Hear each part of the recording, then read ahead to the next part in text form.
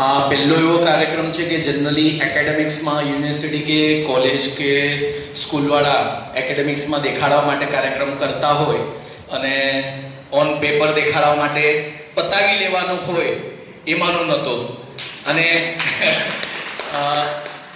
એમણે એવા બીજ વાવ્યા છે જેમાંથી આપણે ઘણીવાર સરકારી ખાતામાં બીજ નાખી દો, ઉગે કે ન ઉગે એની પરવા ન હોય. પણ એમણે અને લોક સાહિત્ય ઝવેરચંદ મેઘાણી સાહિત્ય કેન્દ્રે જે બીજ વાવ્યા છે એ ઉગશે જ એની ખાતરી આપું છું. કારણ કે મને બહુ ખુશી છે કે અમારી સ્કૂલોના ઘણા બધા શિક્ષકો અહીંયા આવ્યા છે અને કવિતભાઈ સાથે મળીને ઘણા બધા કામો કરીએ છીએ. તો અમારી શાળા સુધી આ વસ્તુ પહોંચી કારણ કે અમે મૂળને અડીએ છીએ.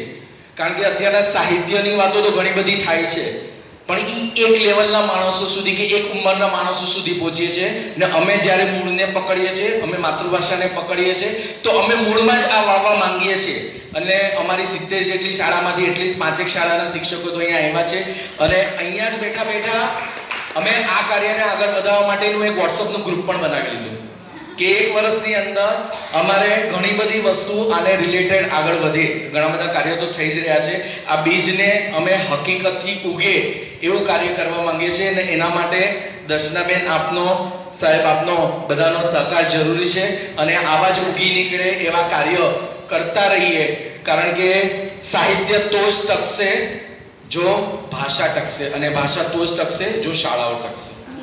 એટલા માટે માતૃભાષાની શાળાઓ ટકાવવાનું અમારું ધ્યેય, મારી માતૃભાષા મારી જવાબદારીના ધ્યેય સાથે જે અમે કાર્ય કરીએ છીએ, દરેકે દરેક ગુજરાતીની, દરેકે દરેક ભારતીયની પોતાની માતૃભાષા જાળવી રાખવા માટેનું જે કાર્ય છે એમાં બધા સહભાગી થાય અને તમારા જેવા સંગઠનો આ લેવલનું કામ કરે છે એમાં અમારા વિદ્યાર્થીઓ પણ જોડાય એ શુભેચ્છાઓ સાથે ખૂબ ખૂબ આભાર.